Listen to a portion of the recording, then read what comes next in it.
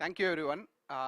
ఈ సినిమా మేము ఎంతగా నమ్మామంటే, ఇది అంటే దేర్ ఆర్ డెఫినెట్లీ అంటే మనం అబద్ధం మాట్లాడకూడదు, నిజాలు మాట్లాడుకుందాము. ఈ సినిమా నచ్చిన వాళ్ళకి ఎంత విపరీతంగా నచ్చిందంటే, అసలు నాకు ఫోన్ చేసి one of the best films అని చెప్తున్నారు. నచ్చని వాళ్ళకి నచ్చట్లేదు, అది that's okay. But what we believe in this film is the original voice.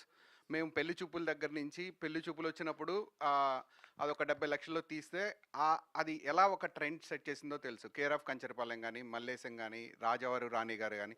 రాజావారు రాణి గారు వచ్చినప్పుడు కిరణ్ రవికిరణ్ని వీ ట్రస్టెడ్ ఎమ్.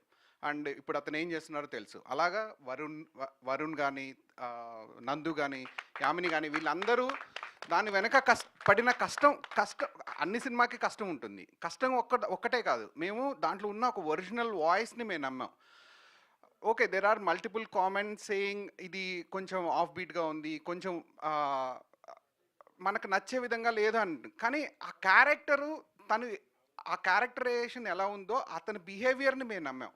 ఆ బిహేవియర్ని హానెస్ట్గా చూపించారు. అది అంటే మనం ప్రతి సినిమాని ఒకేలా చూడకూడదు అనేది నేను ఒక ఫిల్మ్ క్రిటిక్ కూడా. నేను ఒక 10 పుస్తకాలు రాశాను సినిమా గురించి. ఆ నాలెడ్జ్తో మాట్లాడుతున్నాను. ఒక ప్రొడ్యూసర్గానో లేకపోతే ఈ సినిమాని ప్రమోట్ చేసిన వాళ్ళగా మాట్లాడకుండా, మనం జనరల్గా ఆడియన్స్కి కూడా నేను అంటే చెప్పేది ఏంటంటే, మనం ప్రతి సినిమాని ఒకేలా ఎలా చూస్తాం, చూడకూడదు కూడా. నేను కేర్ ఆఫ్ కంచరపాలెం ఫస్ట్ మేము స్క్రీనింగ్ వేసినప్పుడు ఇది యూట్యూబ్లో పెట్టండి, ఈ మొహాలు ఎవరు చూస్తారా అన్నారు. కానీ ఈరోజు ఎక్కడుంది ఆ సినిమా? మన తెలుగు సినిమా చరిత్రలో ఎలా అయితే అది నిలిచిపోయిందో, ఈ సినిమా కూడా it will find its audience. ఇప్పుడు చాలామంది చూస్తున్నారు, కానీ it will stay for ever in the Telugu film history for the unique language. చాలా అంటే గొప్ప గొప్ప ఫిల్మ్ మేకర్స్ నుంచి ఇన్స్పిరేషన్ ఉంది.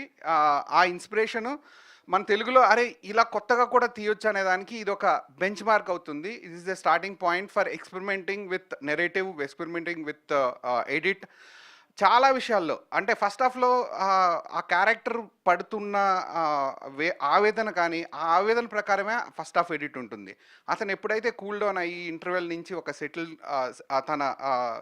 తన జీవితంలో సెటిల్ అవ్వాలనుకున్నాడో దాన్ని బట్టి ఎడిటింగ్ ప్యాటర్న్ ఉంటుంది. ఇవన్నీ కొంచెం డీప్గా చూడగలిగితే ఈ సినిమా అసలు చాలా ఒక అద్భుతం. ఇది చూడగలిగిన వాళ్ళు మాత్రం ఈ సినిమాని ప్రతి ఒక్కరికి చెప్పి ప్రమోట్ చేస్తున్నారు. ఇది ఒక గొప్ప అవకాశం ఈ weekend. So please go and watch it.